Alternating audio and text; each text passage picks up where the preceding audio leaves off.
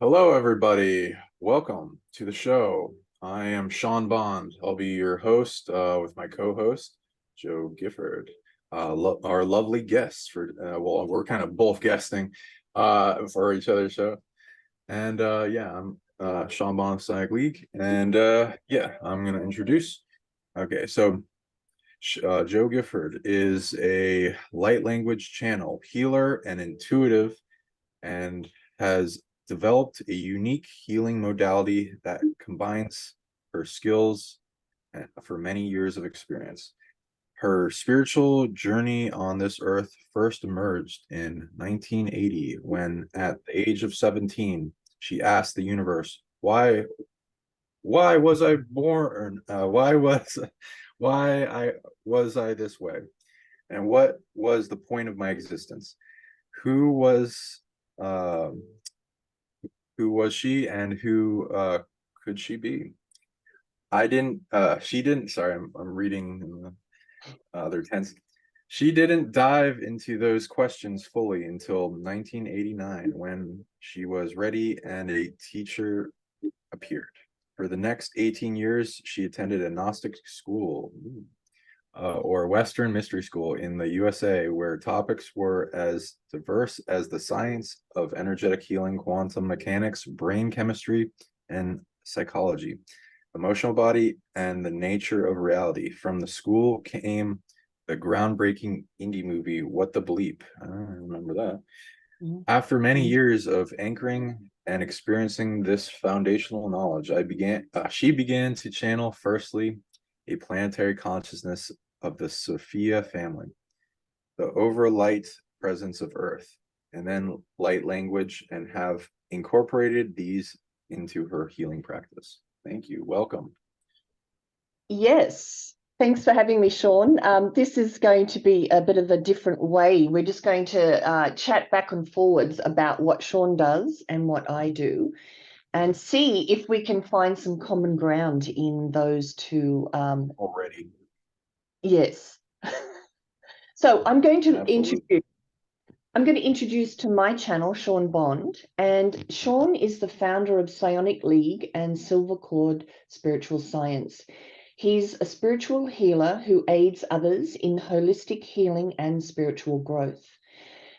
Problem solver and spiritual conduit for teaching others about multidimensional awareness and interaction with all their individual DNA technologies, higher functions, and operation systems within anyone's soul sparks or shards of their multidimensional self to help them manifest in the physical.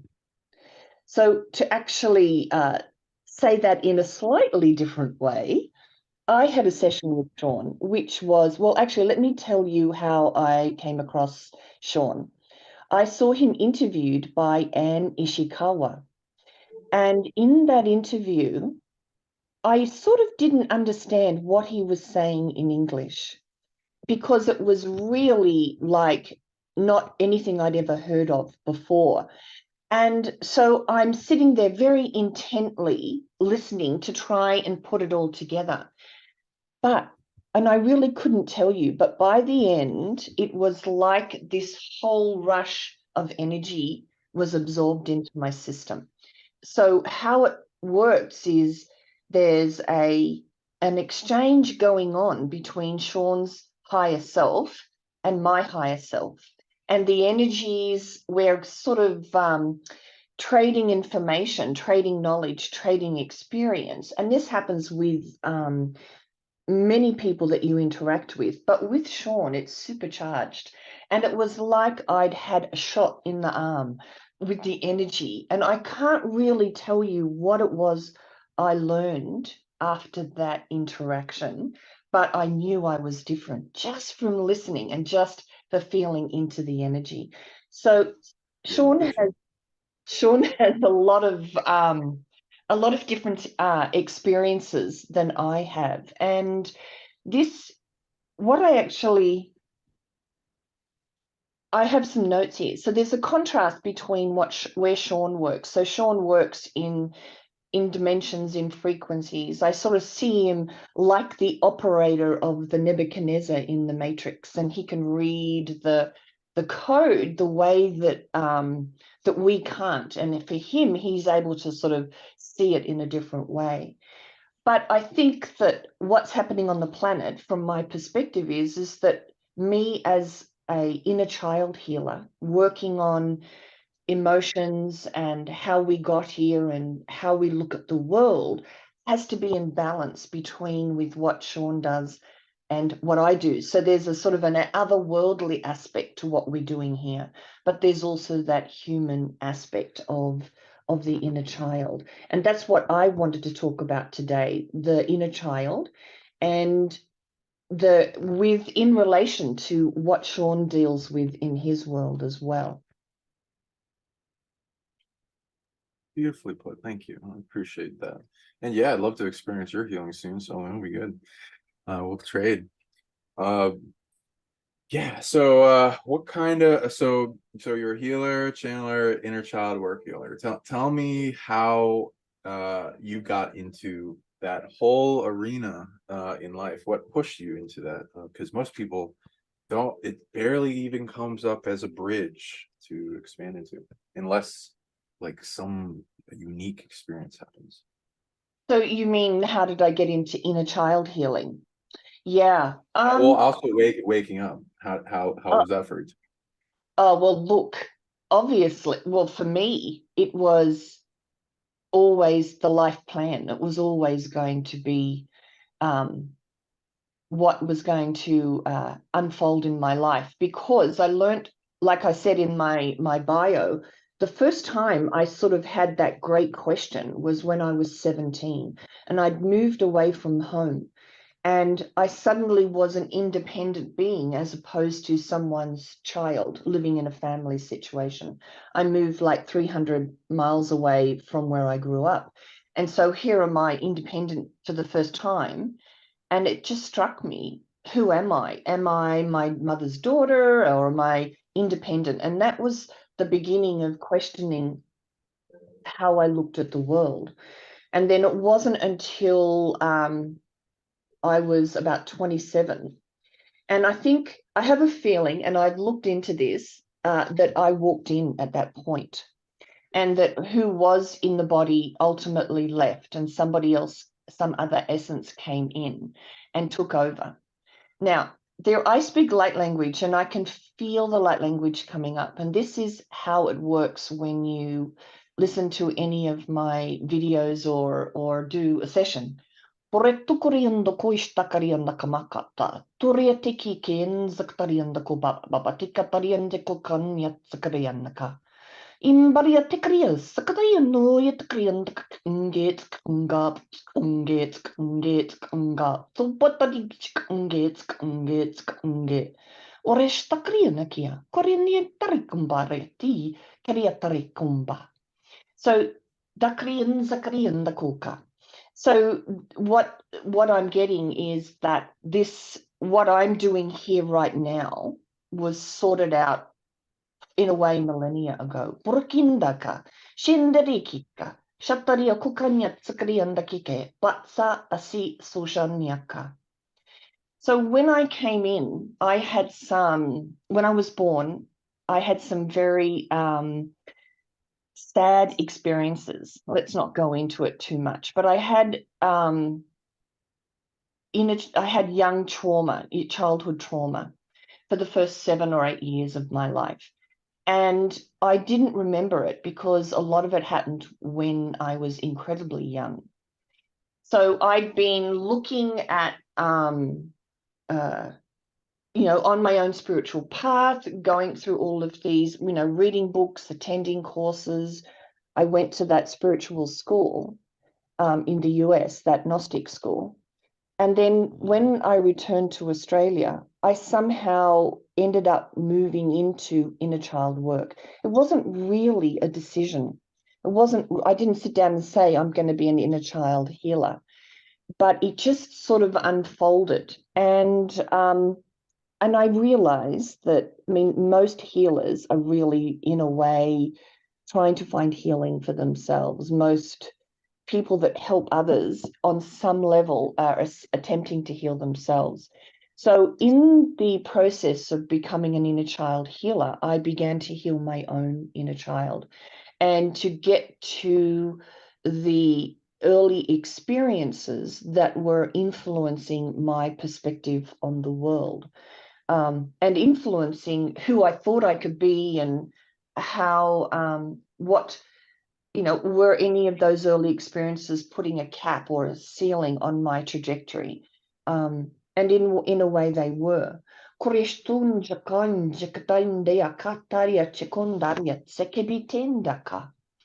So I've been healing myself at the same time as healing others.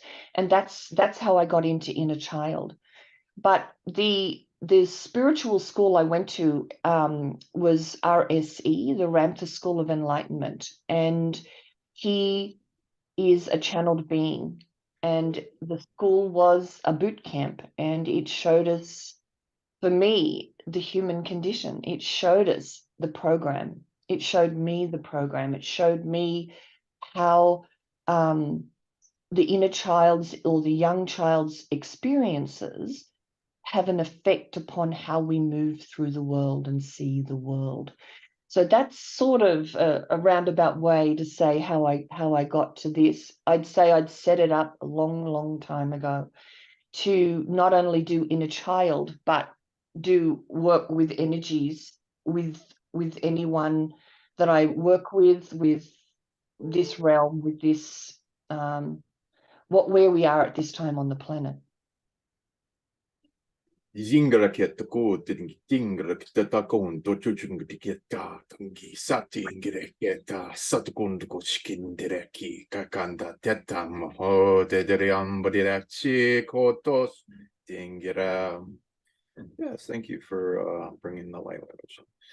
Yeah, there's a lot of things from old version of us that has precognition and awareness of multi layers of time and beyond, and that has made plans and bring into a lot of packet towards healing, towards sustaining of the grand, infinite, unlimited self light sparks that we usually get when we're in inception, firstborn, that is in the inner child, the place of miracles. And they're even more so going back in origins and with different races that have demonstrated highly for this ability and its talents and the multi-layers of it, as it is its own magic. Yeah, I relate with a lot of that. Also been through a lot of pain myself and negative experiences that pushed me to become who I am today, otherwise, fade out, as well as similar walk-in scenarios, but like mine's more of a smuggled big ass version of myself in through like the border kind of thing in the trunk, while a other person that is less would give red flags to the negative system is driving, and then I switch seats after they warm up the vehicle, kind of thing. So yeah, wonderful. And what coursed the path in inner child work specifically for you, as opposed to other types of healing? What drew me to inner child, you said? Oh, I don't know. I never really chose it. It just somehow one day I realized I was really an inner child healer, because when I was doing tarot readings first off, and when people came to see me for tarot readings, it became a teaching moment. It became a letting them see stuff moment, pointing out what was going on in their lives. Like one of the things that I say to people is, do you think you are choosing how to be in the world? Do you think that you're choosing how to act in that situation, react with that person, we think we're adults, we think we're in control. But from my experience working with many different people, we are really wearing a pair of glasses with filters in them that we put on in those first 7 or so years. And so we are conditioned to respond to the world according to the perspective of the inner child. So if a child learns that they're about whatever, like we learn about the world in those first 7 or so years through absorption, through what we see, feel, and hear from our parents or whoever's close to us. And those absorptions become the foundation of, in a way, the personality.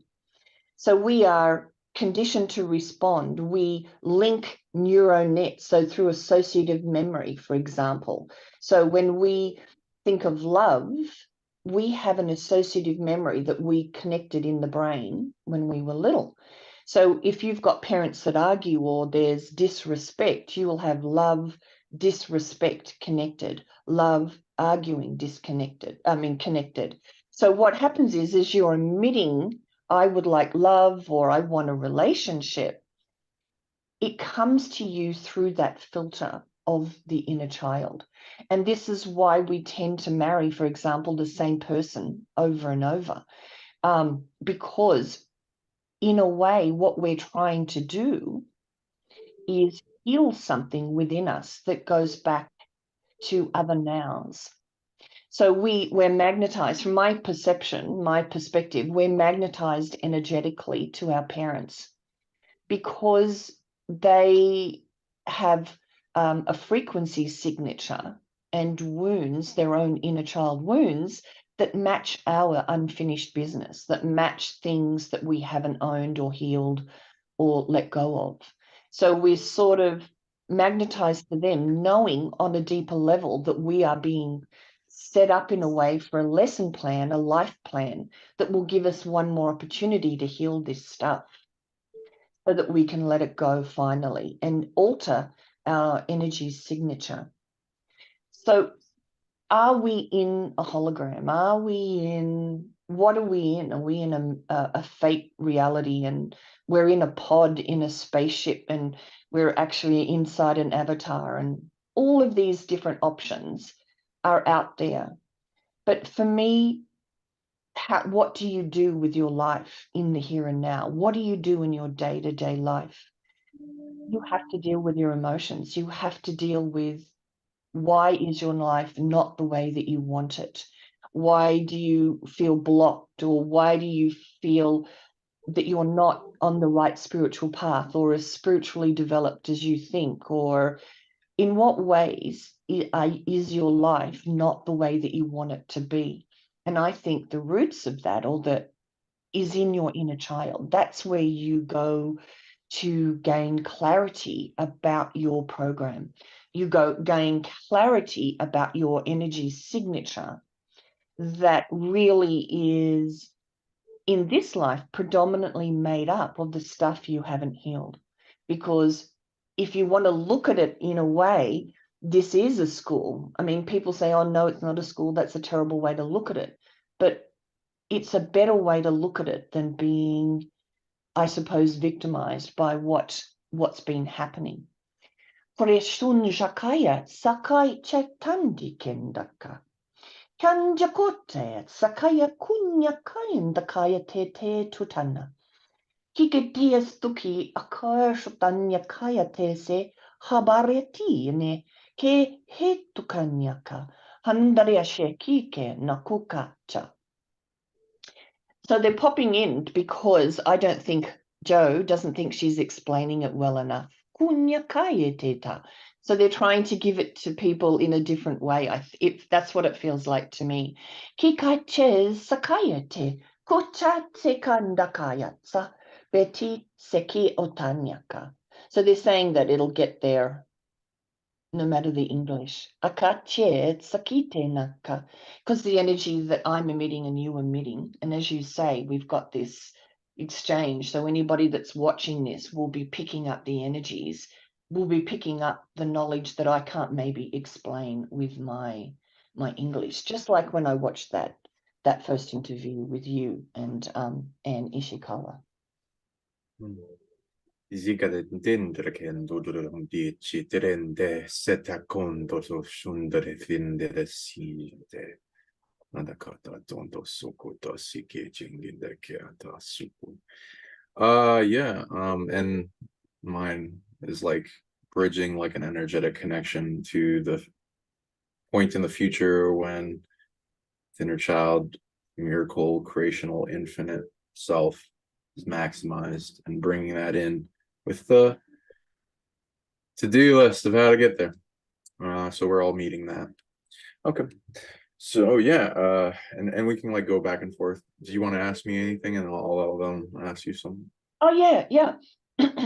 Now I've my understanding is that how you had a major experience in your late teens where you experienced another reality, and almost like that movie with Michelle Yeoh. What's that movie? Anything. Everything, everywhere, all at once.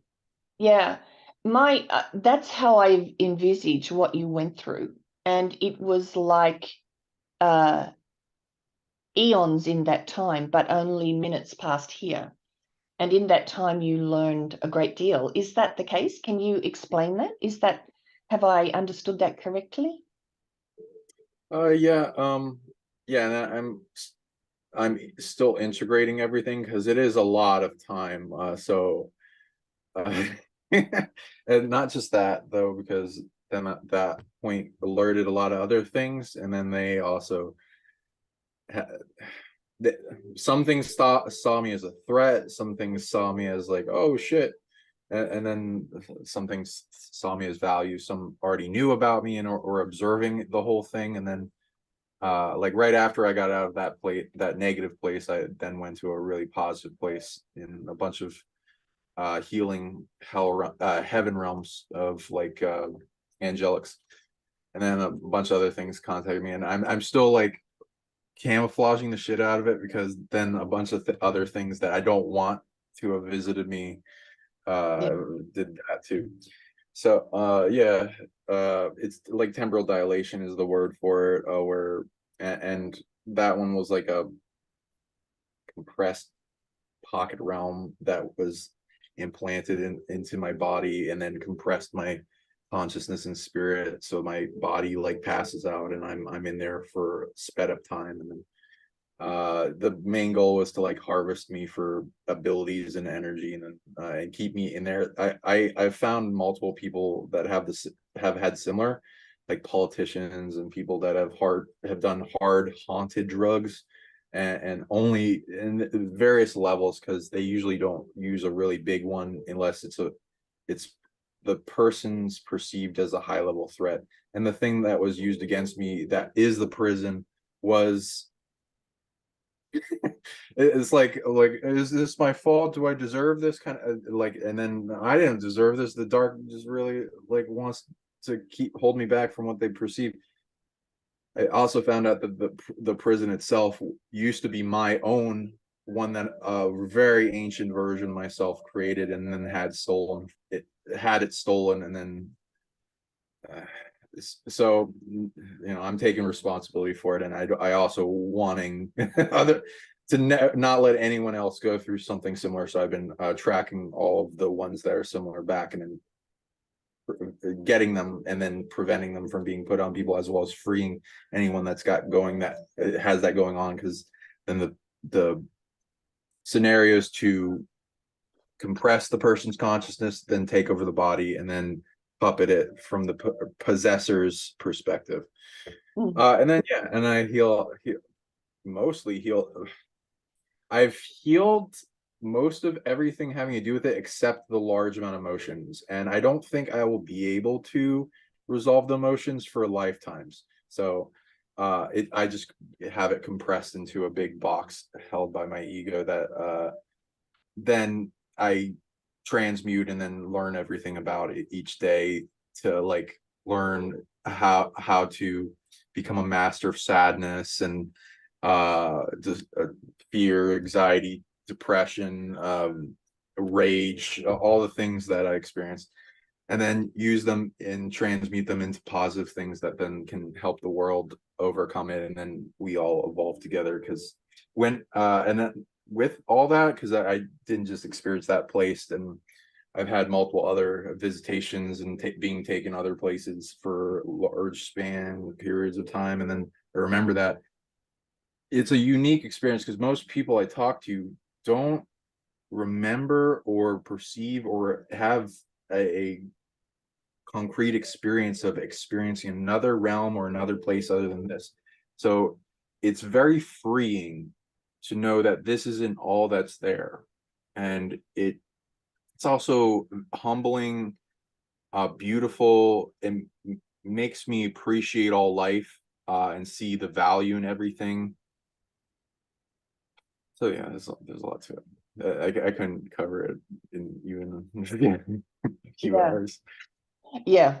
Yeah. It's out of the realm of 99.99% of people on this in this realm's experience. And I'm like it's what I said, I'm not aware of those realms, and I'm sort of here doing this specific work within the body, and you are doing this sort of external sort of esoteric type stuff.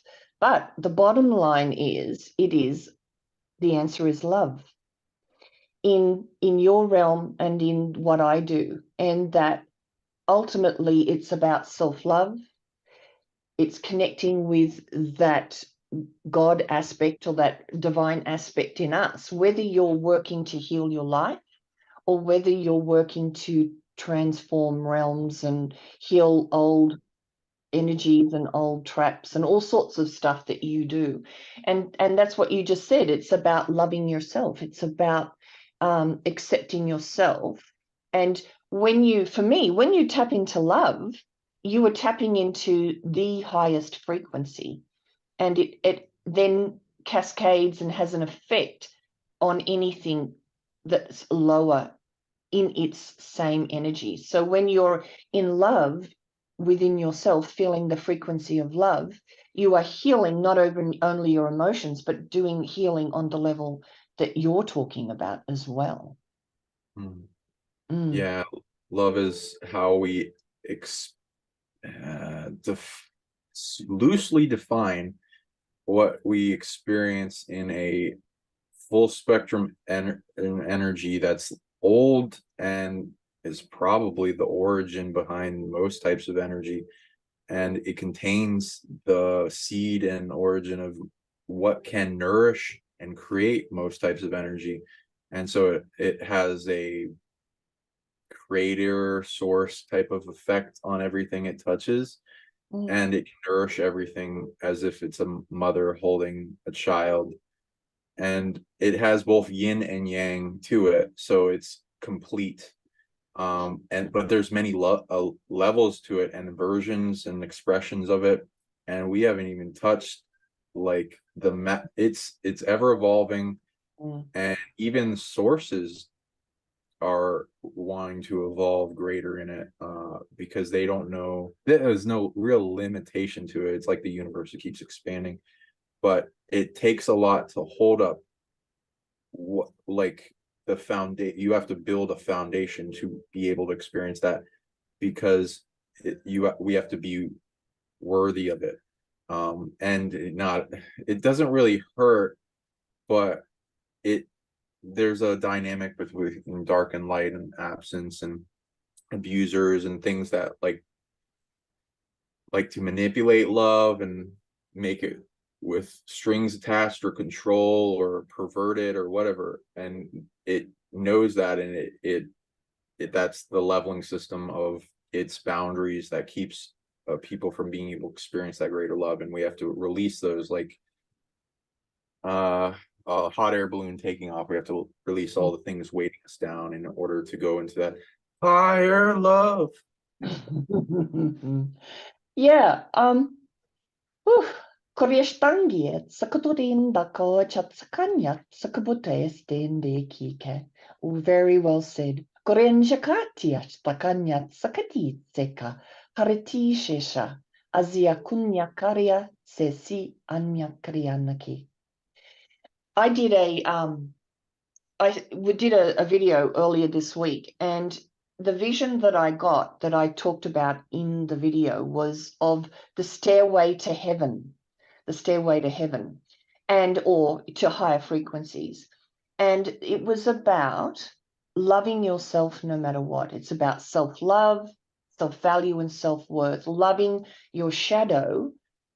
And that's how you find love of self, is loving the bad parts about you.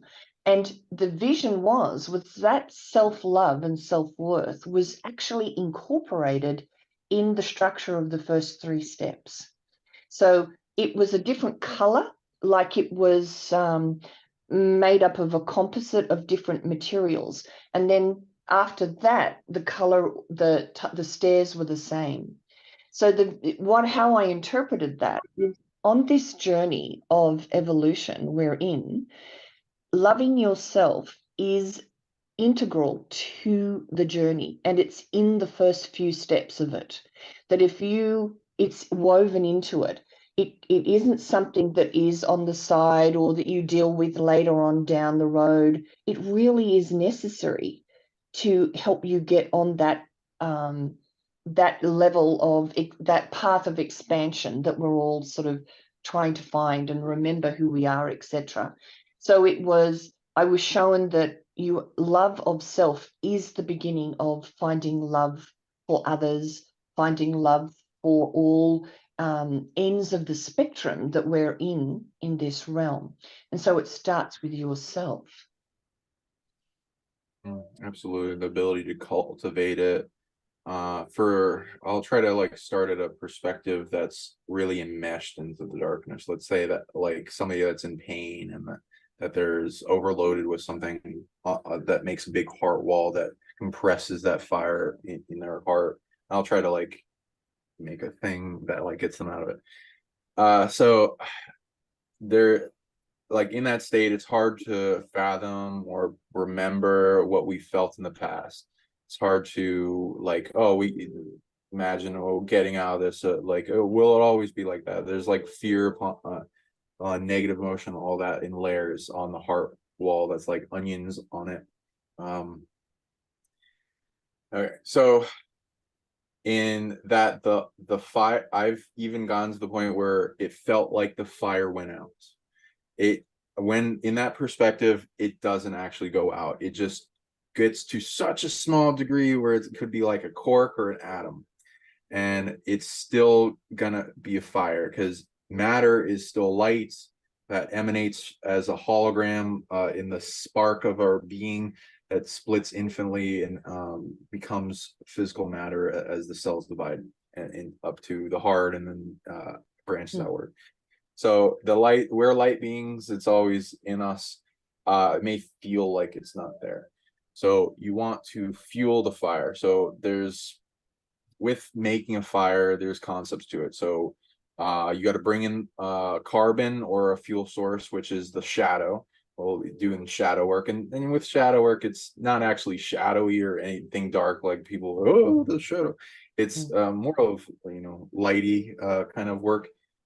It's turning dark dormant stars into bright stars again inside your own universe. It's turning the lead consciousness into gold, transmuting it, elevating, making everything brighter. And so the fuel source of your shadow will be negative emotions, darkness, things you don't like about yourself. That's what the shadow is in Carl Jung. You find those things you don't like about yourself or in the external world. They have an internal reflection because you are a map, a reflection of everything in the universe, as you're a fractal of the creator being that created everything, because they didn't create it out of nothing. If they're the only thing that existed at one point, then they created things out of themselves. So then you take that and then you bring in what would be the oxygen. The oxygen is a lot of things. It's gives us life. It breathes life into us. It is the light form of matter, air, whatever you want to call it, gases. and that will be the care, which can be the positive thing that you want to bring in. It could be love, it could be care, it could be joy, acceptance, gratitude, all kinds of things. You want to kind of cultivate a bunch of these things and get really good at them, and then add them to the fire. And then you use breath work to spark that light, and hold it in and practice with breath work and getting a large amount of oxygen in with, and then holding it for a while at full maximum pressure into your lungs with a hugging, compassionate embrace, like a lover you haven't seen in a long time, or you've been away, like fathers that have been away at war and they just came back and they hug their child so deeply, whatever, those parts of yourself that are lacking in love, or like never experienced love, whatever it could be. And you surround it with that blanket care, yin field. There you can also like combine different types of emotions that are both yin, like an implosive, like a depression that like sucks up energy from the environment, or an explosive like anger, and you counter it with the opposite and bring them together in unity, and those create a lot of different types of cool energy. This will be like a fueling, sparking process. The flame of love that is maybe like the size of a cork will need only can burn things in a compassionate embrace, a loving, caring, accepting embrace. And you want to take off the firewood. So like when the firewood, let's say is the heart wall. The heart wall is contained of a lot of different things, like negative emotions, trapped emotions, trauma, attachment. Even it can even have a consciousness either locally or non-locally that's behind the very attachment, and imprints or whatever it is. And it's usually like parasitic and stuff when you like go into vision and look at it. If it has no physical body, but sometimes with physical. Like when people project and try to control you and beat you up verbally and stuff, that will add to the heart wall, and that will be like a parasitic trying to control kind of thing, or stealing power or love or whatever, happiness. And you want to first set up boundaries with the feeling of the fire, so that it's not, the negative force is not imprinting on you, because that's what darkness wants to do. It wants to change you while you interact or observe it.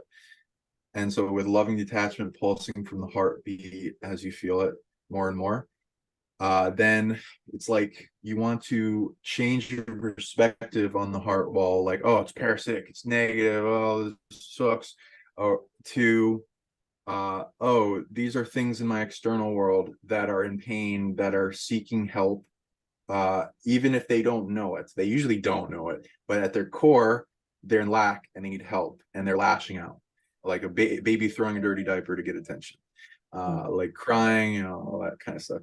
And when people embrace their source and their perspective of how old they are, like very old, can find themselves as a caretaker for those that are in lack as well. And part of you gaining more love in yourself is completing circuits and not completely shutting out the individuals in your environment that may or may not be in your highest good, but they still come to you regardless, and they lash on.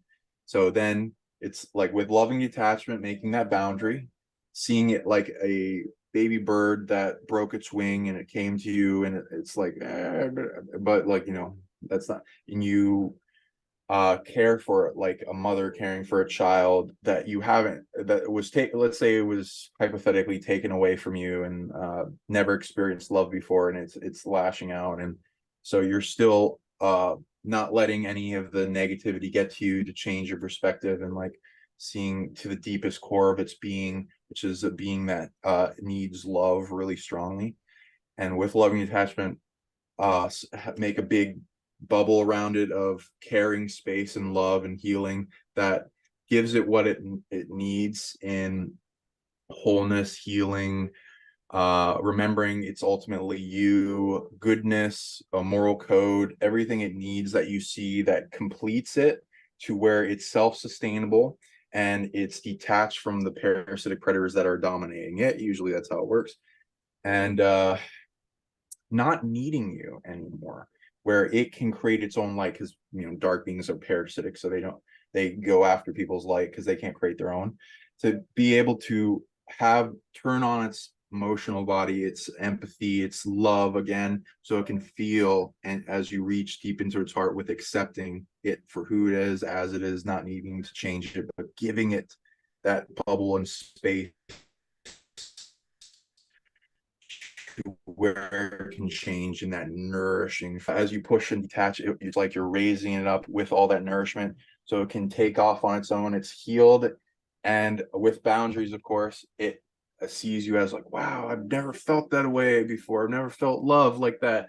And then it sees you as an ally. And with, depending on how evil it is, because I've, some things try to kill me and stuff, you can do it locally, or you can banish it to another realm and do it there, but you still feeling the process of doing it, and maintaining your boundaries so that you stay strong, but you and keep it out of your space, so you have sovereignty, but you be able to bring it that light, so that another enemy you turn to an ally, and more peace in the universe, and things seeing you as a benefit for all.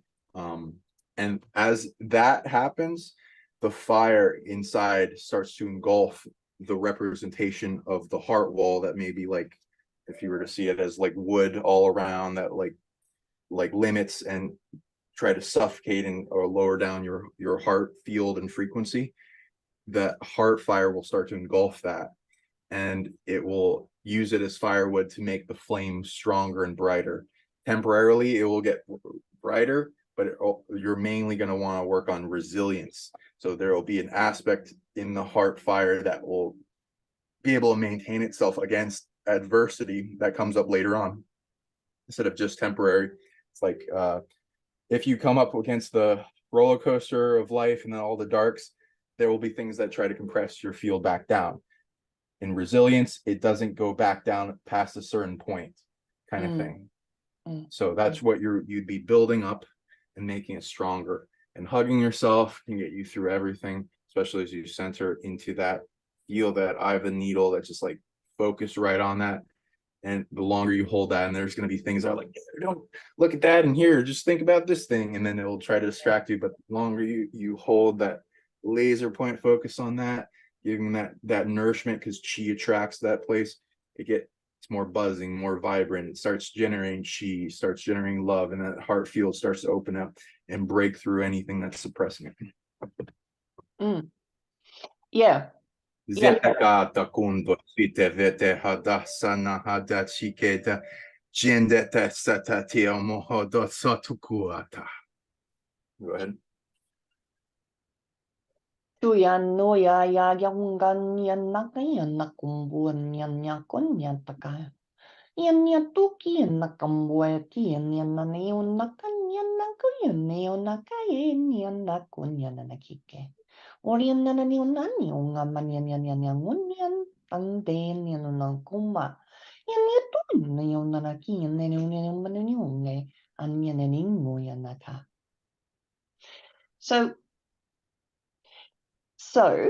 the phrase that I use to summarize in a way what you've said is, what you resist persists and what you feel will heal.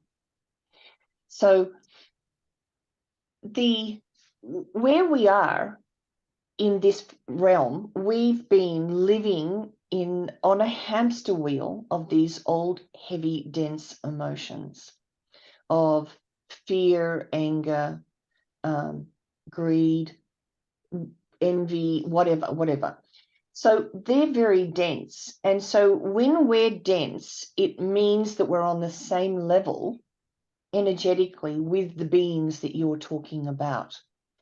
And when we heal ourselves and we take responsibility for what's going on in our emotional state and move through it and begin a healing process, our frequency rises and we become less of a match for those beings. But if you've got them in your life, it means if you've got people that get on your case in your life, or if you feel that you're under attack from dark entities or whatever, it's really an indication that there's stuff to be healed in you, because everything is mirroring us. So if people don't perceive the world the way that Sean does, if anybody doesn't know that if it's external or internal, or if there's a being that needs to be healed, or an aspect of themselves that's unresolved, if you don't have that level of awareness, just deal with what you feel day to day. That's my advice. That everything is a mirror. So what comes into your life is showing you the energy you are emitting, because sometimes we can't see it. We're so close to it. We are it so much that it's what you were saying, it's about the mirroring. It's all an illusion in a way. Everybody's an illusion showing you where you are in your process of expansion. Shukandeka, shukandekeka, setutienda kayete ke uteshtakanya, kukaya, kukanya, sakaba jenze kuyet sakamakya, ze sashize konyaka. I love So, the hand thing you got going on. Zerete hono tarike no sorevite no iko zene shikororive. Okay. unyan doyangie, ayandie noyandayange.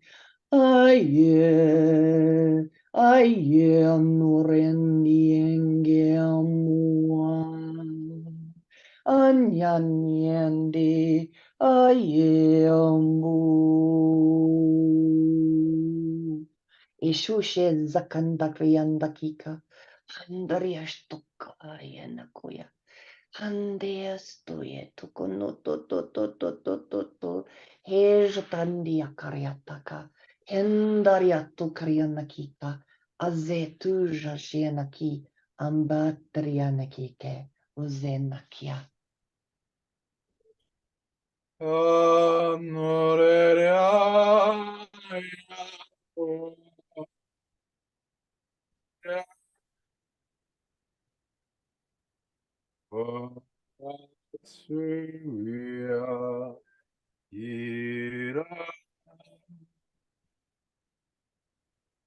So, how do you like, if you don't mind asking, do inner child work for those that are looking for this type of thing from for healers that can do it? What would you run through, like, for How would I take someone through it? yeah. Well, most people come to me, and they obviously come to other healers. But when I was a tarot reader, people would come to me because they couldn't work out why their life was the way that it was. What's blocking me? Why can't I find the job that I want? Or why can't I find the partner that I want? So just everyday things. So what my sort of a big part of my sessions is to show you the program, is to pull you out of the realm that you've been living in and lost within, and bring you up to a higher perspective, to look down at the various pieces of the puzzle that seem not connected, but they are connected. And when you look at your life from this level, the biggest thing that happens, I would say, in my sessions is people get an epiphany. They understand why their life is unfolding. They begin to understand the mirroring. They begin to understand that the emotions that you are triggered to feel as you step through your life, your day-to-day life, have their roots in your first 7 or so years experiences. Now, when I call this the inner child, And that's really a way to frame it within the world we live in. But the inner child is the energies in this trauma or in these perspectives that end up in the glasses that we're wearing is our unfinished business from other lifetimes. It can be, there can be galactic trauma in there. There can be DNA stuff, family lineage stuff in here. It's just that the mechanism is that we are so vulnerable in those first 7 or so years that we absorb all of this stuff so that we begin to emit a frequency that is predominantly made up of this, because it's our soul, it's our deeper aspect wanting to put all this stuff to bed, wanting to be able to resolve it and heal it. So if you look at what you're triggered to feel throughout your day and bottom line it into a phrase of how it makes you feel, I feel powerless. If somebody's abusing you or being violent to you, you could be feeling, I am powerless. So powerlessness is one of your issues that you've not understood or even sometimes identified. So in looking at the big picture, in looking at the patterns of things that happen over and over again in, say, in your relationships, every relationship, there'll be a bottom line. In every job, there'll be a bottom line of what you feel in that job. And with friendships, there'll be a bottom line. And often that phrase will apply in your love life, in your work, and in your friendships.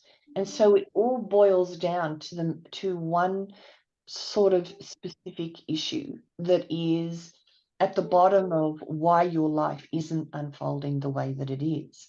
So in working with inner child, the emotions that you feel, say about the president or about the war that's going on in Russia and Ukraine, the emotions that you are feeling about, say, frustration or fear or anger, have their roots in here. And you are seeing that unfold in the way that it is because of what your unfinished business is. So how do you heal your inner child? By first identifying the programming and identifying the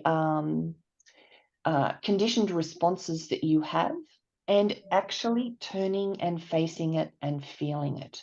So it's the same thing. So when something happens in your day, I teach people to stop and let go of who triggered them or what triggered them, because that's only happening in a way on a higher level to show you what needs to be healed. So you let those people go, you turn and you look the emotion in the eye, you dive into it. You are brave and in a way help your inner child that's still sort of operating as an adult, help them to feel it. You stand with them and feel it. And the process that I teach people is to, first of all, can they accept that they feel this? And then to welcome it, and then to love it. And when you love it and then love yourself, you are applying, as you say, that energy to that love energy, that acceptance energy, to that shadow part that you are being triggered to feel.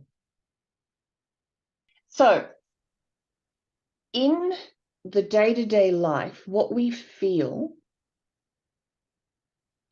has its anchors in that inner child perspective. I'm of the opinion, through the people that I work with, that the reason things appear in your life, the reason things come to you, whether that's conflict or struggle or something that makes you sad, it's happening because the energy you are emitting has brought it and drawn it to you to show you something that needs to be resolved. So you can go and do something like QHHT or past life regressions, But you can do a lot of healing just in your day-to-day life. So when you are triggered to feel something, say someone cuts you off in traffic, somebody disses you at the supermarket, and you have an emotional response, if you dive into that, you will find that its roots are in here and that it's really something can be connected to something much greater, other lifetimes, other realms. And you're just given this sort of funny little small opportunity in your life to actually turn and dive into an energy, into an emotion, and begin the healing process. So if you feel rage or anger when you are, say, cut off in traffic, if you dive into that, and the process that I teach is you let go of what triggered you. You let go of the traffic, or you let go of the person or the politician or the war or the commercial on television or whatever it is that's making you, that made you feel something. If you let that go and turn and drop into the feeling, look at the feeling and find, often you can find that it's anchored somewhere specific in your body. And when you drop in and allow it to be felt, and in a way then welcome it like you would an old friend, and then love it like you would love, say, a baby or a pet, and then love yourself, and then keep this, the process is called a little love and tenderness. And so what you're doing is healing the inner child. You're transmuting the energy at the core of the emotion by feeling it, and you are removing it and healing and morphing your signature that you are emitting simply by turning and feeling the emotions that you're triggered to feel throughout your day. So it's important to take responsibility for your emotional reactions. You can't always change, and we know this. We can't tell someone to be different. We can't change someone's opinions. We can't stop the war, but we do have control over our reactions to it. And I've seen over and over again that when you heal your own emotional reactions to things, the external world begins to reflect that change. The external world morphs and changes to meet you. So the example that I give is a woman that I had in one of my workshops. She was having trouble with her colleague, and he was more senior to her. She didn't report to him, but he was more senior, and he would just give her a hard time. Diss her, ridicule her, blah, blah. And she'd been trying to get over this for a long time. And we worked on letting him go and getting to the bottom of the emotion and what she was being triggered to feel. And so we did this process of healing the anger, or healing the and loving the frustration, all of the emotions around this situation. Within 3 days of her doing that process, a job came up within her organization that she applied for. She didn't have to get interviewed for it. She just got the job. And the job brought her to be on the same level as the guy in the organization. So she couldn't ever tell him, stop doing that. She couldn't ever tell him, you shouldn't do that, it's not right, because he wasn't able to hear that. He in fact is run by his own wounded inner child. And that's why he can't hear you. That's why people often can't see what your viewpoint is or hear your viewpoint, because they're wearing their glasses that they put on as a kid, and they're triggered to react to you. And it's sort of a co-creation. So when she processed all the energy around the issue, it shifted and changed. So she rose to meet him, and he no longer could lord it over her, shall we say. Now, initially, he didn't change, because he said to her, you only got the job because no one else applied for it. So he hadn't changed, but she had risen to the same level. So she went away and worked on it further. Then next thing that happened was he came up to her and told her she was getting a bonus for her good work. So he went from being aggro to her, dismissive of her, to actually acknowledging who she was and her contribution by giving her a bonus. And she did and said nothing to him, did not report him, just worked on the emotions that were in her signature that was pulling him into a formation, into a form that reflected her unfinished business. And so as she healed her stuff, loved her shadow self, loved her inner child, transmuted the energy at the core of the emotion simply by feeling it, he in a way shifted in his formation and his interaction with her. And I've seen that happen over and over again. Just by changing yourself, by healing yourself, the world begins to reflect that. It's all, in a way, an illusion. And it's this concept as well. So here we are, maybe with these negative beings or all of this stuff, that as we begin to transmute and heal, apply love, see the shadow, our frequency goes out of the range of all of this stuff. And whenever you're dealing with anything negative or fearful, it's best to, as much as possible, send love, because the answer is love. There's a lot of talk about, demons and AI and all of this stuff, and people are in fear of what it might do. And even though it seems, Pollyanna-ish, if I'm dating myself there, to send love to them is the only way, or is the best way, to deal with what might be unfolding into the future. I agree. And I've also seen that a lot of times when many people, my clients, myself, made a huge impact in my life. Yeah, there's a lot of things, like people separate things, but it's all connected. So like emotions, energy, and motion, it's like what we emit from ourselves, what we receive, what we're generating, but swirling around in the tornado of our being.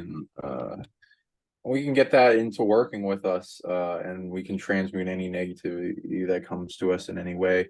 And when things are negative in general, there's a reason for it. There's like what is negative, and like fear and pain and suffering and anger, a lot of it comes from ignorance. And so, well, at least it's allowed in ignorance, and it's the fertilizer that's going to flourish the garden of joy that comes out of it, and strengthen it's a weight that like we face and challenge, that's going to make our love stronger and our light brighter. So there's like reasons for all of it, and there's causations for why they became that way, but it's still ultimately everyone. So there's like a road in that branch of like how you became you, and there's like, oh, what did that thing go through to become it. And as we know more about how that happened, the solutions come to us in that truth. And with that knowingness comes acceptance, understanding, uh and the connection of love and care. And you are ultimately me, you are my brother, my sister, and I see your path ahead to get out of it, with if they want to or not. A lot of the time they do. Most evil doesn't even know or want to believe it's evil. It's probably got some weird moral relativistic, like, oh, is there ever truly evil? Nothing's true. Like a lot of hope wording around their beliefs of their actions, and it's like understandable because they're mostly in survival mode, which is taking priority above like rating morals. But when you're out of survival mode and into thrival mode, that is what you need to do to come to that being and perspective, so everything in the universe flows with you and isn't against you. And when a being's in the perspective that, oh, everything's against me and I gotta protect myself, I gotta strive for things, me, all that. So there's like I have a lot of compassion for the pain that everyone holds and the war inside everyone that they need to face and resolve, because continuing that war is it continues that path. And it's the opposite of war, peace, and opposite of hate, love, and it's all connected because it's polarity. And meeting them together strengthens both. It will in your understanding of both, so that you can anything that you come up against and you generate is for the you can turn towards the benefit of all. And there's purposes for hate, there's purposes for all that. It's like a cannon. It if you fire it at the wrong target, it's bad. But if you surround it with love, and then you point at, like, oh, that's not actually the person I'm I'm hating the thing that's threatening the things I love. Then it's like power that wants to get out, and then combining with love then resolves the situation, so that the reality shifts. Because there's things like righteous anger, which is the only thing that empowers protests, and that's what people need to free themselves. But like, there's a prison around people that's kind of trying to control and condense and manipulate emotions, so that it's not natural to how they're supposed to be feeling. But it's still a lesson. Even any opponent is still a lesson, because you can learn from it. But it's not exactly easy. Mm. Yeah, there's purposeful good and in everything that unfolds. I actually have a question for you. Sure. I always felt that that what we're doing here, so if we were to think of source energy as being, just for purposes of demonstration, being up here, so source is quite high. And also I always think of source as being one of the Russian dolls, those dolls that go in, so there is not one source, there are many sources, but they're all having their own creations. But if we were to look at the source mostly directed above us, here we are, and we are in the most intense experiment or experience of forgetting that this exists, that God or source exists in the form that it does, and that we are an aspect of that, and that we are actually divine.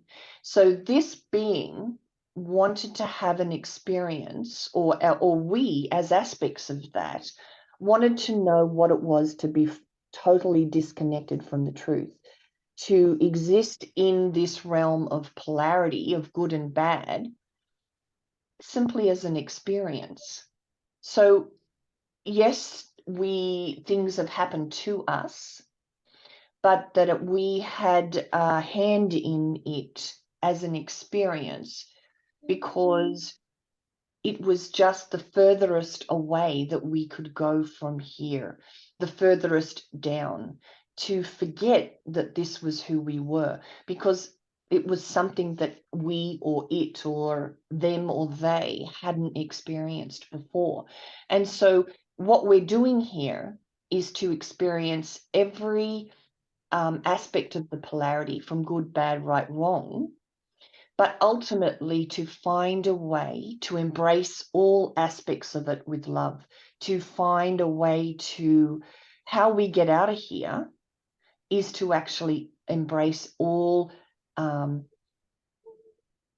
potentials within that spectrum of polarity, so that to move up out that's how we're going to do it. If I explain myself correctly, do you understand what I'm asking?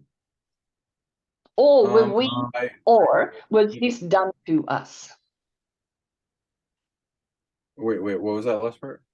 Or was this, as many people believe, done to us through Draco, through, all of that negative AI stuff?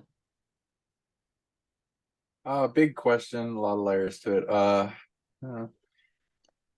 well, kind of both. It's like what is us? Like what is individuals? What is separate? So it's like, other aspects of us are making different decisions, and that all like is a vote. Um, I've experienced really horrible realms, so that are worse than this one. I'd say this is a melting pot. It's kind of like how US is like the collection of all like people. It's like this realm, Earth, this universe, this multiverse is like a melting pot for all things light and dark.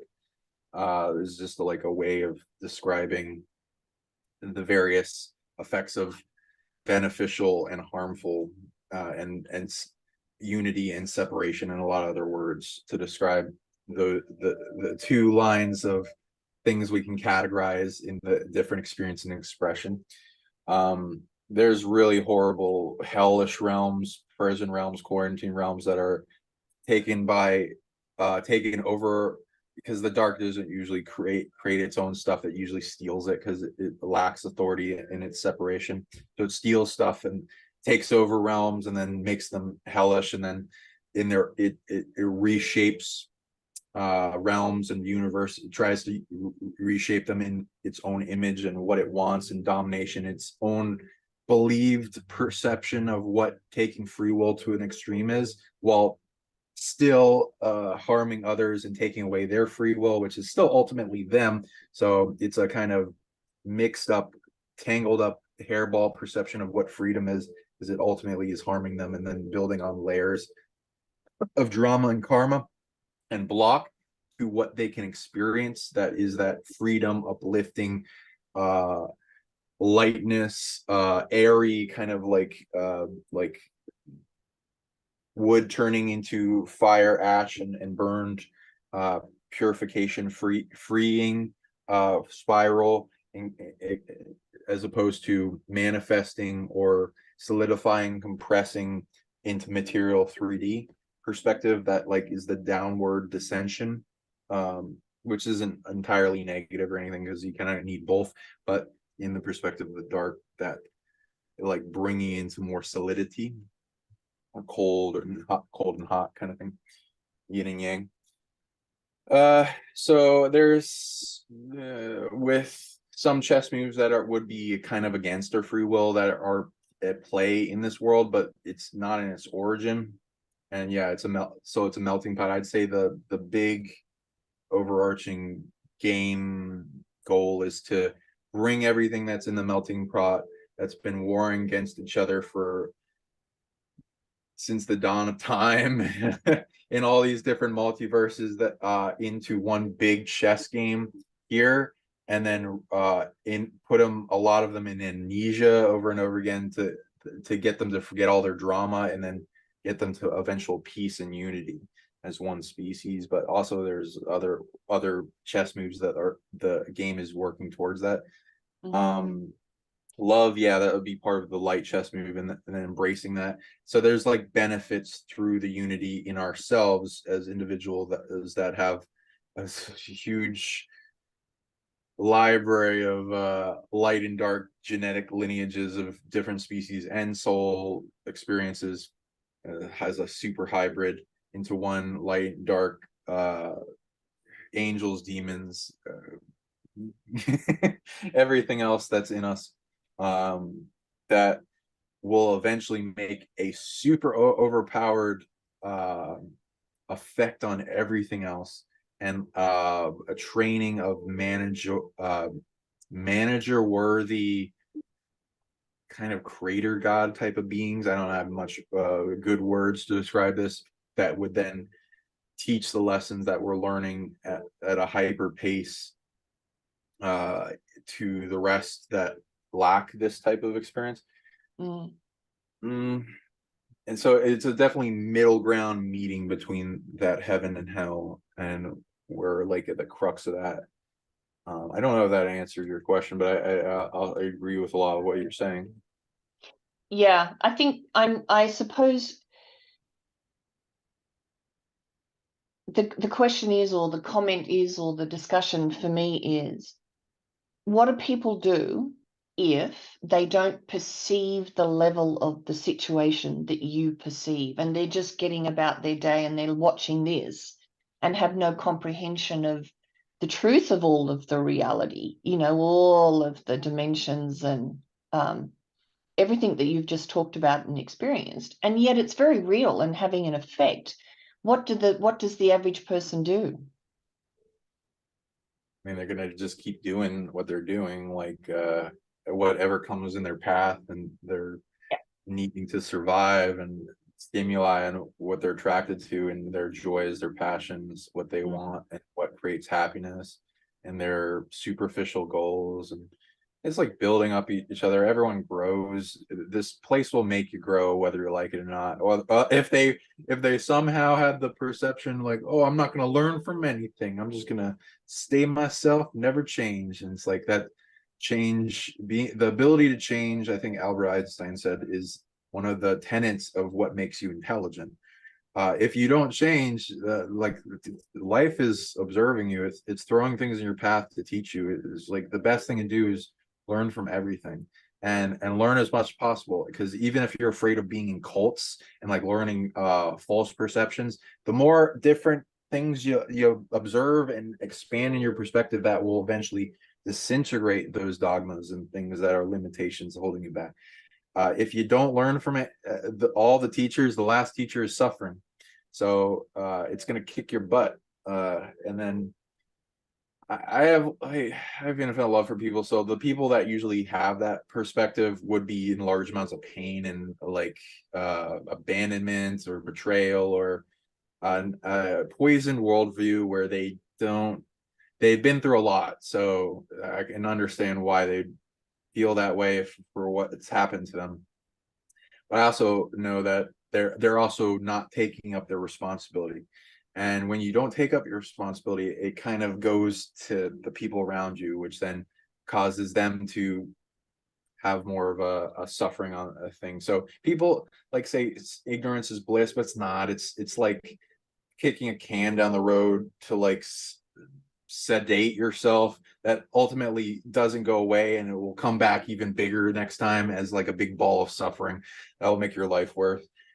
And ignorant, yeah, when you get out of ignorance, then you're willing to face the light truths and even the dark truths, which most people don't want to go. You can avoid suffering, make your life better, and you're taking up your responsibilities, which make you can transmute and turn that weight into what makes you stronger, to be able to hold up everything that you've been given and who you are, which comes with power. That responsibility comes with power. And you can even pick up the slack from the people that are not holding up around you, which then makes you seen as valuable to them, especially if you do it well and not like venomous. So I mean, things are going to happen no matter what people choose. And if they don't choose the right path, then I mean, they're still going to learn lessons, even if it's they choose suffering. So I don't, if that answers. And then so what other things can people expect if they want to sign up for a session with you?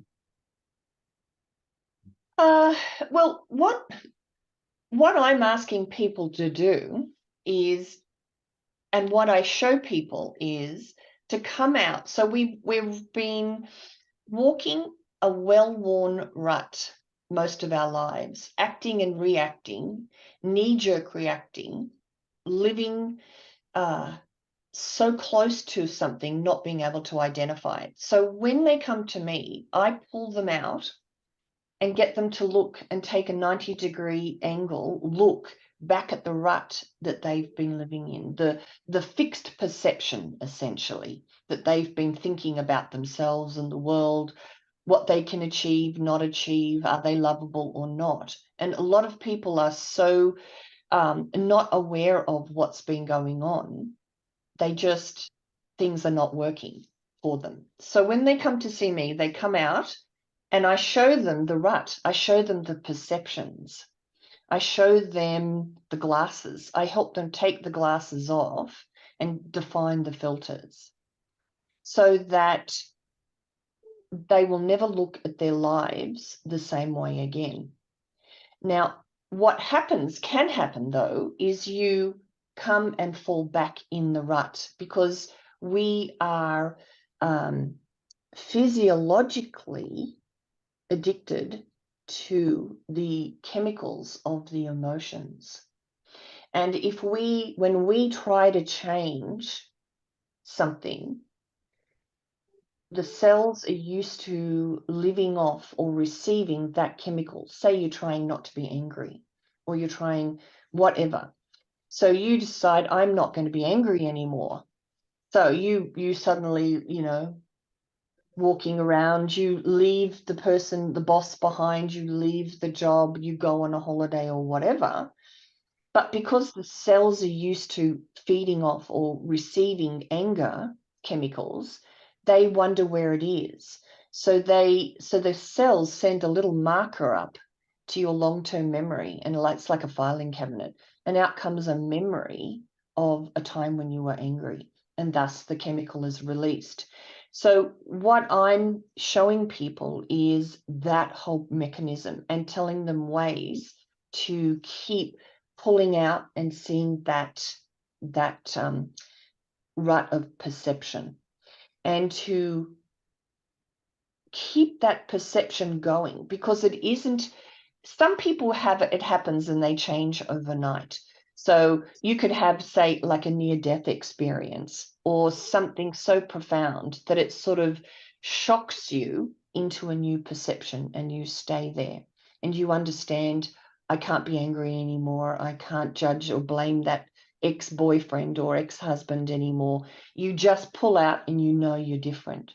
But for many people who don't have that shock, it's very easy to fall back into a way of perceiving themselves, and perceiving what they think they can be, or who they can be, or what they can achieve, or what this world is about, really.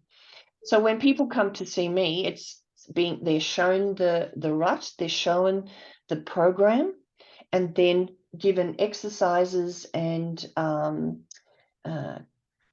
tools to use to keep moving through all of the emotions from the point of the observer. The observer is pulling yourself out and watching yourself go through the motions of stuff. Initially, you do that. Initially, you're going, I can't believe I'm this angry again. I can't believe that I'm reacting this way. And you don't want to at times, but you are knee-jerk. You are conditioned to respond like Pavlov's dog to these external things, because that's what's been set up as a little kid for a very specific purpose, to help you see it and make a different choice and choose love, choose forgiveness, choose for compassion for yourself and for others. So I, from time to time, offer 4-week workshops. And so you come 1 day a week for 4 weeks, and you then put into practice everything that we've been talking about, and then talk about it at the next week. So because I'm asking you to change a well-worn path, sometimes it's better to come for those 4 weeks to see how you're progressing through that. One session will help you pull out, but you often pop back in and find it difficult to find that new perspective again. So the 4 weeks helps you do it. And also, the workshops are only like 10 people. So I get to actually work with each person one-on-one quite a bit in those 4 weeks. And you learn often from watching someone else go through it, talk about their experiences, talk about the difficulties, or the blinkers that people wear. And sometimes it's easier to understand yourself through the mirroring of somebody else in the group. And it can be more self-revelatory, watching what someone else and watching me work with someone else with their stuff, their inner child wounds, and how they're influencing their day-to-day life. So that small group works very well in that there are never any accidents. People are drawn to the group because in a way they're similar in some way to all the other participants. So the 4-week workshops are another way that I work beyond the one-on-one sessions. Nice, nice.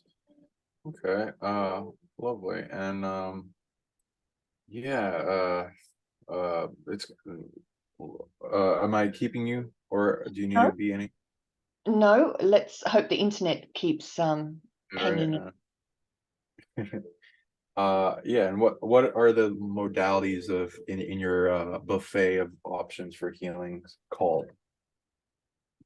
Well, I sort of have this, I do a lot of different things. So the light language is very important within the healing. As you know, I've seen your what you offer on your website, and you have various videos, and you talk for a bit, and then you offer light language to help with the integration of the knowledge and to help release and shift and change energies and frequencies.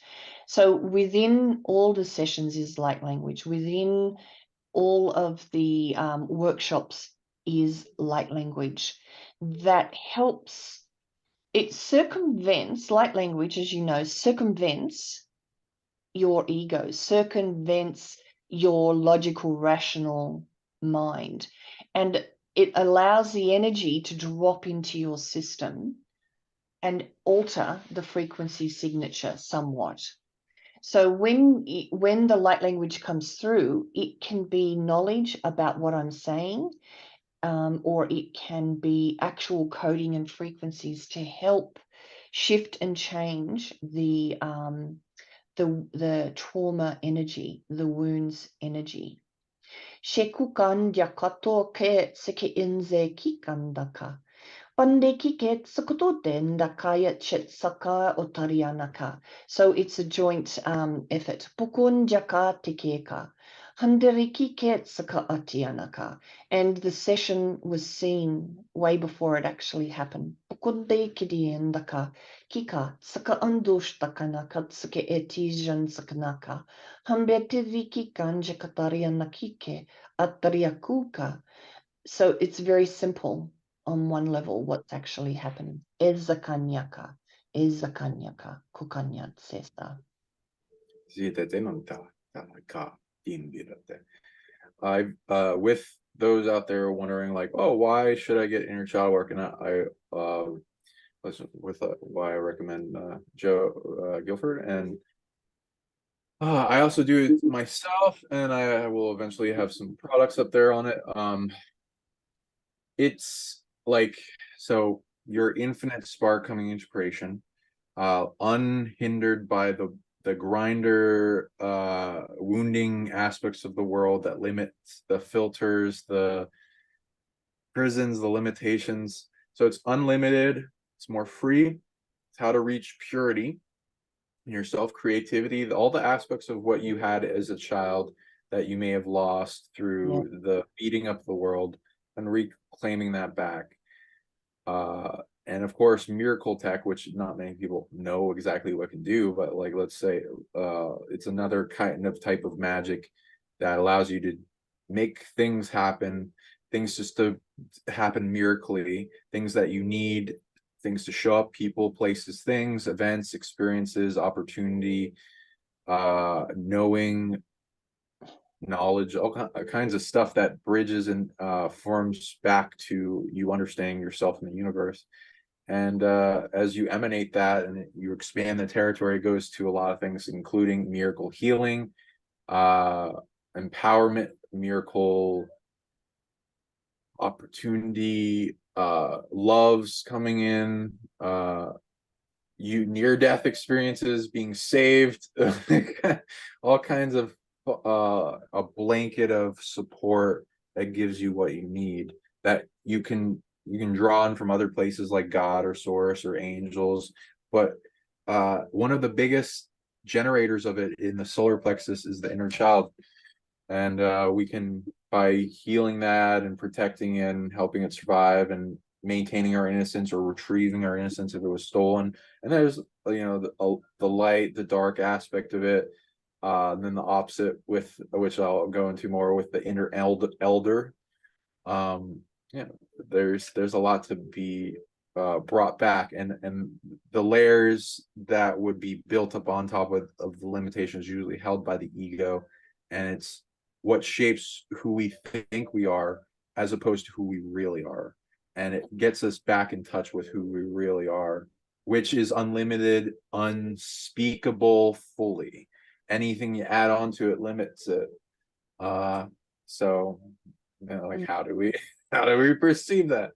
But like, we can feel it, and we can feel the arguments held in our ego for limitation, and our belief and our feeling that supports that belief, which it will likely not be accurate, but it builds this game and this perception of me, you, self, which is ultimately illusion.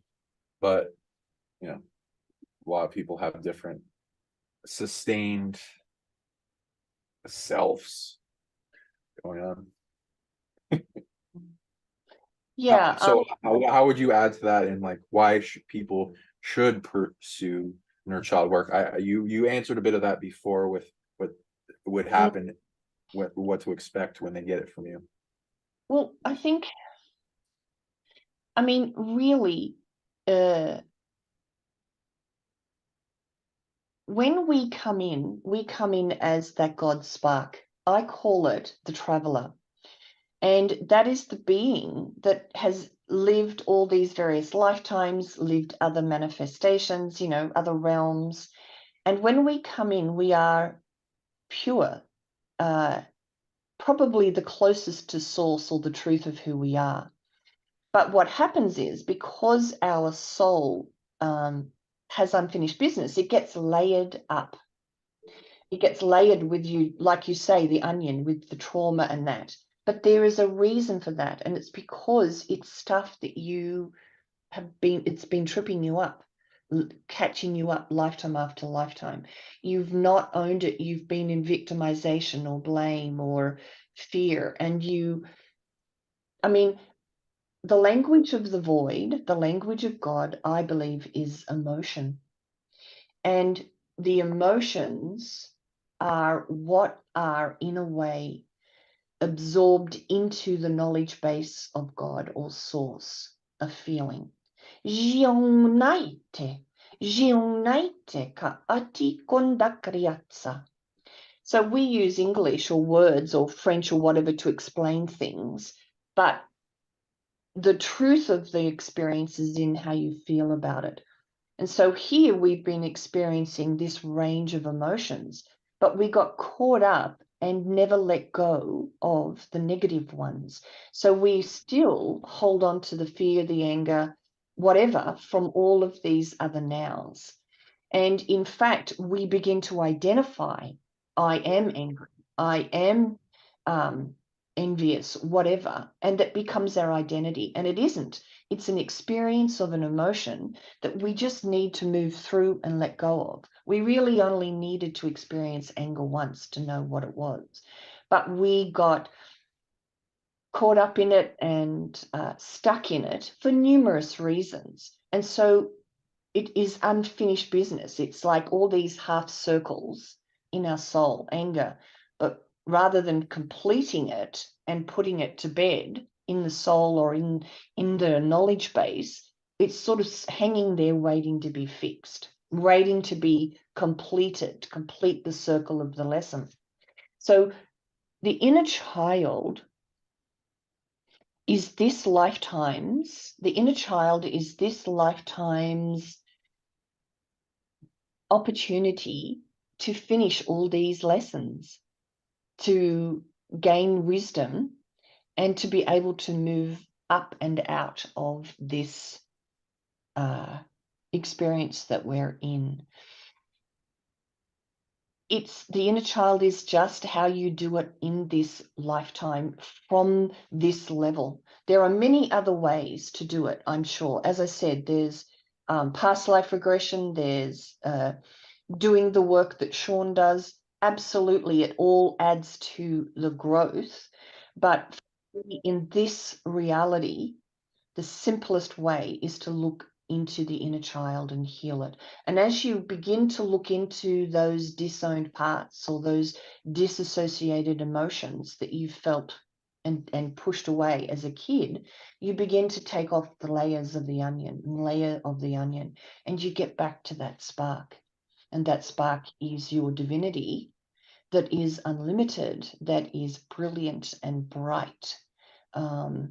And that's why you need to do it, because it helps you in a way. This is, for me, what we go through each life is a mechanism of evolution. It's almost like a machine, cogs of a machine, and a mechanism. So you come in, you've come into parents, you end up with their DNA, and their DNA has a frequency, and their wounds become your wounds because they overlay their stuff on you. And thus your energy is set up even more so to be emitted so that you bring things to you that trigger you to feel something emotionally. And in that emotion, you become the observer of it. You understand, this is the anger that I haven't been able to resolve. This is the envy. Wow, this is huge. How about we let go of who's doing it? How about we just feel the energy at the core of the emotion, drop in, face it, and choose to let it go. Choose to heal it, as you say, with love. Direct love to it. Direct love to that inner child, to that wound, to that perception. And as you do that, you transmute the energy of anger with the energy of love. You transmute the energy of anger simply by looking at it and feeling and breathing it, and you are transmuting and alchemizing your energy at the core of your signature of who you are. And as you release the heavy energies of your childhood trauma, and it doesn't have to be terrible stuff, it can be simple things that you that affect you. Like, for example, there's a grandmother and a mother and a 2-year-old at the airport, and the grandmother is going to look after the 2-year-old while the mother goes on a business trip. So the woman goes and gets on the plane, and the little girl starts screaming and crying. And everybody looks at the grandmother going, get some control over this child. What are you doing? You're not being a good grandparent. And the grandmother, in a moment of desperation, not out of meanness, says to the little girl, if you don't stop crying, you'll never see your mother again. And for a 2-year-old, that's the truth. And so she will go and suck up the emotion and will quite possibly have difficulty expressing her emotions for the rest of her life, because in those early years, she was told that if she had that emotion, she wouldn't get love. She would maybe lose love. And those sorts of things can have a huge impact on how we view the world without us even really being aware of it.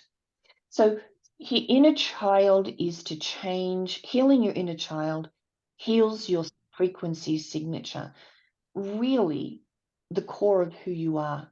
And as you heal it, you release all the heavy, dense emotions, and you replace it or affect your frequency with the love and acceptance and compassion, and you begin to rise and get lighter and lighter. And that is, in a way, the ascension process.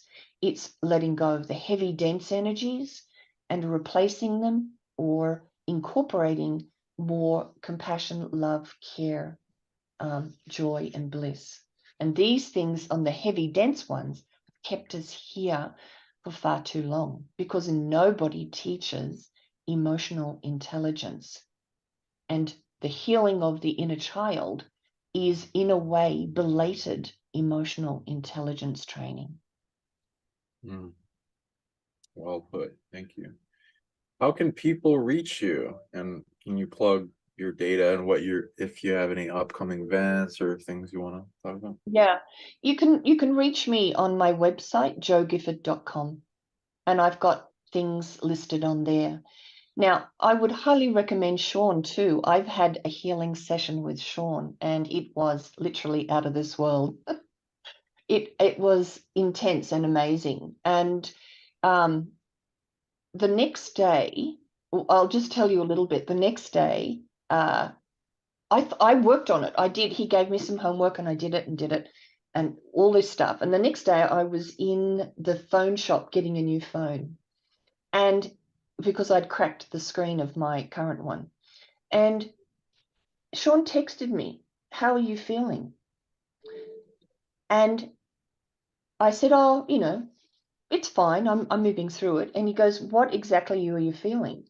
And straight away, all this next level of emotion that needed to come up and leave came up, and I had to leave the shop and go and sit in the car because I was still blocking it in a way. I was still, and you in your connection to me in that session knew that there was another layer that needed to come up and be healed. So it was so amazing. Like, I would thoroughly recommend anybody that wants an incredibly unique healing session to go and work with Sean on this. He's amazing. So, Sean, how can people find you? Thank you. I appreciate that. Yeah, I'm looking forward to working with you more. And then people can subscribe to her YouTube at Joe underscore Gifford. Yeah, and it was like you can see it in the video. You can reach me. I'm Sean Bond at psionicleague.com and Psionic League YouTube. I'm also on Facebook. You can try to message me there. If email psionicleague@gmail.com. And I got a lot of video products that teach abilities on my site, a lot of free videos, and we'll be doing meditations, workshops, traveling, and other things, some events in the future. So look out for that. And yeah, so if anyone out there wants to like reach us and talk to us and they have an excuse, make some clips of some of our videos and stuff and send it to us. And hey, maybe I'll trade a session for some clips. Like we need to spread that stuff out there, and leave a comment if you want to see her on again, as well as smash that like button and click the notification bell, and share this everywhere. As anyone that you think needs inner child healing, share. Yeah. And yeah, the more we see, the more we'll want to do more of these types of shows. So thank you all out there. Anything else you wanted to say? Um, just korjattu kanyaka patishtenno kiatsaka ti okanyakariake. Zetto krianakiaka. So me and these beings say hi and thank you to you and your guys. Porettu kanyaka tsianaka. Thank you. Lotas fidere kio nomere hi kodaresu edam. Thank you all. Hope you have a wonderful day. And yeah, blessings, heal the inner child, let those miracles thrive and grow, become our pure greatest selves. Mm. Very much. Bye. Later. Bye.